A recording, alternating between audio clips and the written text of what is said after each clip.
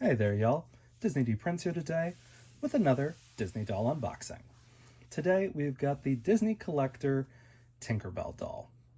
Now, she was one of the earlier dolls released.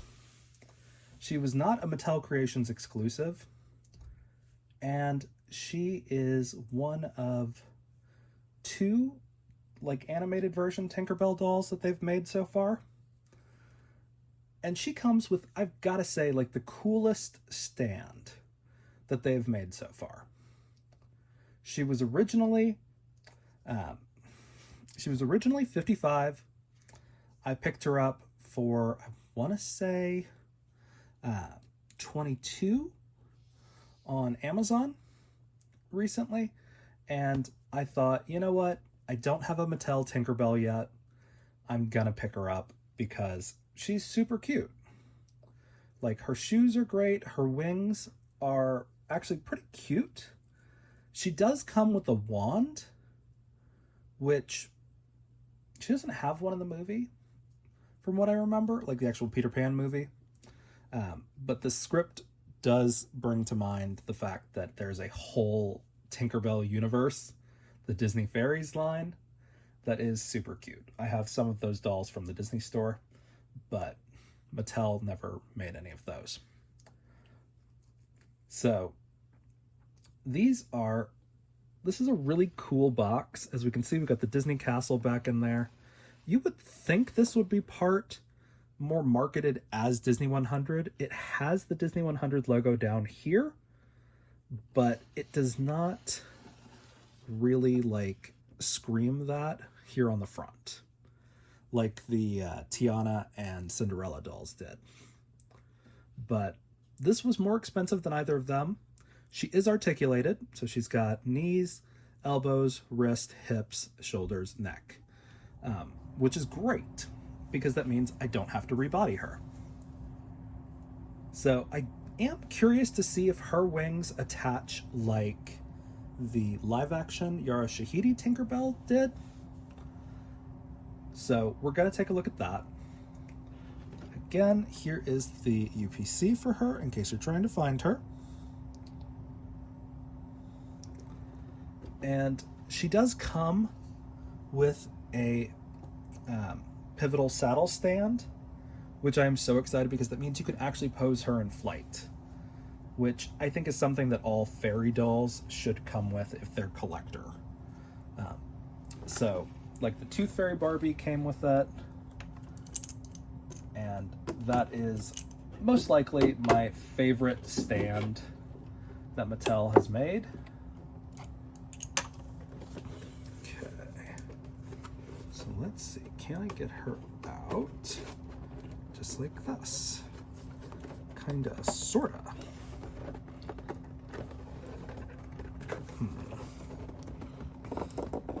It's got these weird side tabs that are not convenient.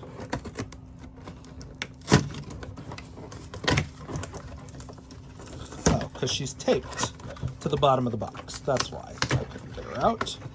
I was like, why is she not coming out of the box? Okay, so there she is without the glare. She is very cute. We're going to take a closer look at her stand in the box. We've got London Bridge, Big Ben, Captain Hook's pirate ship. We've got Skull Rock down there. It is such a cool stand that I am so surprised it was actually created. And not just created, but created for a doll that wasn't $100. This is a good weighted base also, which is awesome. So we're gonna take a look at it. So here is the saddle stand. We love those. Here she is out of the box. She's very cute. There's not a whole lot of sleigh to her in this kind of iteration, but she's still really cute. So what we're trying to do is get her out.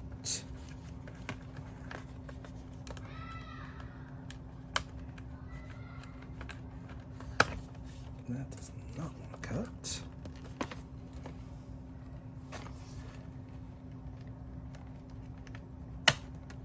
There we go. Okay. And then we'll get that out. And this one. Okay. And then that one. And I think, oh no, we've got some holders on her wings, so be careful of that.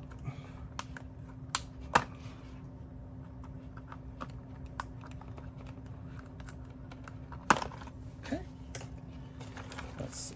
Okay, yep, so the last thing is her head. We're gonna try to get those all out at the same time. Perfect. Okay, so Tinkerbell looks great out of the box. So she is attached to the back, but it is not removable or bendable like it was on the other doll. And I'll show you guys her here in a bit. I'm going to attach her. Okay, so she does have a little underwear part that comes up under there, which is great. I don't know why. There we go. Okay. Yep. All right. So the best thing about these stands is that you can pose them in like real flight. So like none of her is touching the ground right now, which I think is the best way they could have possibly made this doll. So she is gorgeous. I will let you compare the wings between this and the Yara Shahidi doll.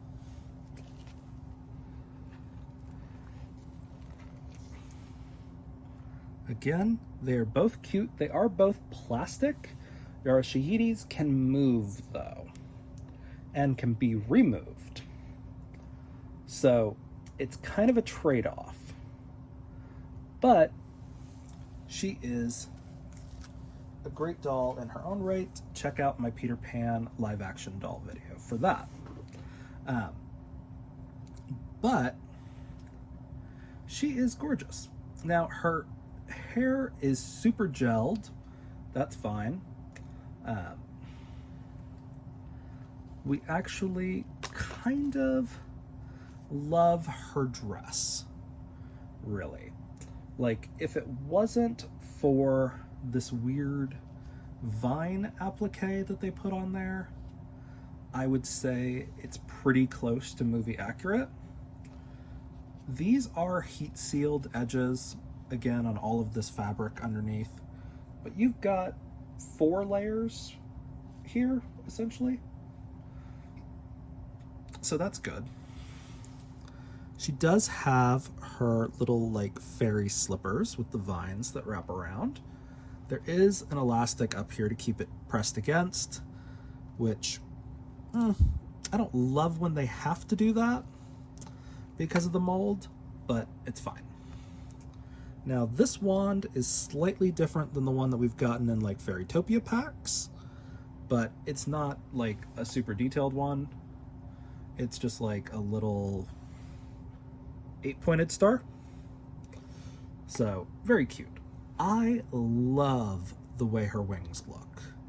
The only thing I don't love is they're covered in glitter, which I guess is fairy dust. I think it could have been molded glitter, but it feels very rough when you touch them. But she is really cute. She does have her pointed ears, and she is just absolutely so adorable.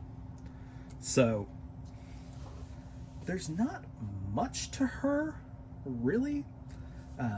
The big question was going to be whether or not her wings were removable, but she is articulated.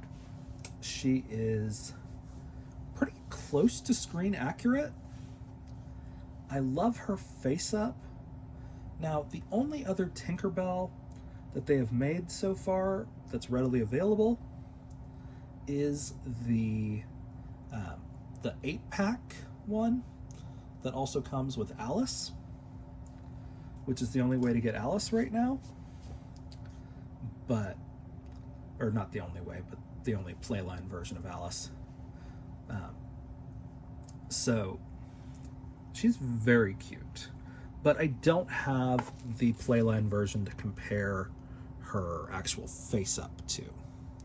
But she's really cute. I'm not mad at her hair or anything like that. Again, she's a 2022 sculpt. All of the Disney stuff was made pretty much in the same year, I guess. So my qualms about the Yara Shahidi Tinkerbell was that it didn't come with a stand. This one has the best stand that could be for Tinkerbell. Like, I will probably steal this stand for my actual Disney doll collection, even if I don't actually use this Tinkerbell. But that's because I have really screen accurate versions from like Disney Store in the 90s. But she's gorgeous. Like, for modern Mattel, this doll is pretty on par for what I think we can expect going forward from like the $50 price point. Like, I don't love that this doll is $50, but it is what it is. She's articulated, she comes with a stand, she has new molds, and like, she's really pretty. The problem is the fashions are still not keeping up with the price, being what they are. But again, that's why I have been waiting for these dolls to go on clearance, because they have not really been $50 dolls to me yet. Now, there is the new Maleficent and Aurora set that is coming out that is priced at $100, which is going to be $50 per doll. Both of those dolls look like $50 dolls to me. So that's not like a huge issue for me on that one going forward. Again, it all comes down to how much you love these characters, because I'm not a huge Peter Pan fan, or even like the live action not live action Tinkerbell, but the animated Tinkerbell universe, the fairy universe. I'm not a huge fan. I like them, but it's kind of like people who love Stitch. People who love Tinkerbell. I'm kind of ambivalent, but I still like her as a character. I like the original Tinkerbell, who was sassy and a little bit cruel, compared to her retconned version, which is cheery and determined and very girl power, which is fine. We need characters like that. But I miss her sassy, angry chirps and bells, because she did not speak in the original movie, FYI, she just jingled.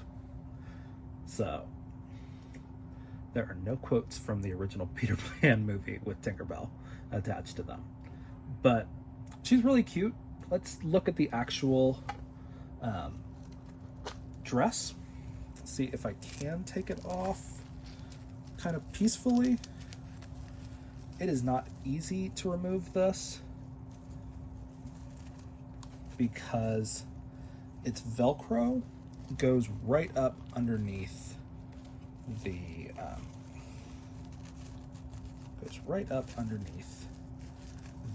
wings. So we're going to take a look and see if we can't get this off in a reasonable way. Now we know she's got the little like underwear part attaching, it is a pretty tight fit to get her dress off. You've also got to contend with the underwear strap getting caught on every little leaf all the way down. Again, this is what she looks like on her stand, sans clothes. So you can really see that articulation. So the inside of the dress is very standard. As we can see, there's a lot of bunching right here at the back because these leaves weren't really pleated correctly. Because they used the gather stitch that they used is just a little off in this outfit. She's got really big, like, granny panties under here. It's where it's more of like a unitard, I guess. But overall, I love the gradient effect on these leaves. The like green all the way out to silver is really well done. Like, this fabric is adorable. The problem is just that it's cut and gathered weird. A good problem to have, I guess, but, and then the construction on the bodice is just a little sloppy. Like her bust gather is pushed all the way out to the side compared to it would have been about right here, which again is going to make it look a little bit sloppier. But I think this is a situation I would have been okay with just the elastic strap in between her legs, because this makes it, the fact that it is like a full underwear and it's not a stretch material, it makes it really hard to get this back on and off the doll. So it's kind of where we're at. Now, if you guys can kind of see, it is attached her wings directly into her torso. Again, there's no clip where these slide off or anything, but it's fine. Like, there's nothing like wrong with this doll, essentially. Not at the price that I paid, which was like $22. Like, that is a fine price for this quality of doll. Like, there's, you know, considering the Yara Shahidi version was $25 to start, it was not like, you know, a super big leap to say, okay, well, this collector Tinkerbell is going to be $50. Like, yeah, that makes sense. I'm not a huge fan of these little annoying plastic straps. Half the time, they're not actually doing anything. Gosh, see what I mean? This underwear does not want to come over her outfit. Okay. It does seem like I'm gonna need to use the straps because the actual elastic is harder, or not elastic, the actual Velcro, a little bit harder to secure.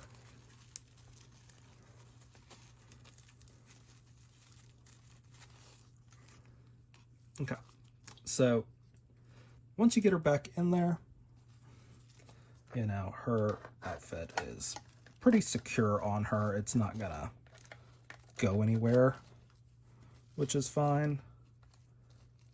But again, the best thing about this doll is the stand,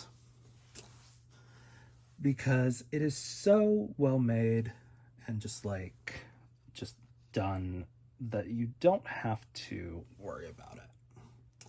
The wand is a fun little accessory to have. And I like that they went a little bit more screen accurate for her collector doll. But again, Tinkerbell doesn't have much. So she's kind of a very basic doll just to begin with, because she's a very basic drawn character. So making collector dolls of her, really you have to deviate a good chunk away from her original character design. So it is what it is. But I really like her. So if you've been debating on her, I do recommend her, especially now at the sale price. But I think Disney has kind of glabbed on to the fact that people were not willing to pay huge amounts, because Cruella came out and was a $100 doll compared to Maleficent, which was, I think, $150, and they're from the same lineup. So I think they've kind of learned that $100 is about the price point that people stop even considering the doll at. So it's interesting to see how Mattel is kind of navigating these newer Disney releases now that they've had the license back for like a year and a half. So, well, actually 2022, so yeah, almost 2 years now. So I'm looking forward to more Disney collector dolls. So if you guys have any questions on these, let me know in the comments. If you enjoyed it, leave me a like. And as always, follow along for some more fun unboxings. All right, y'all. Be good. Bye.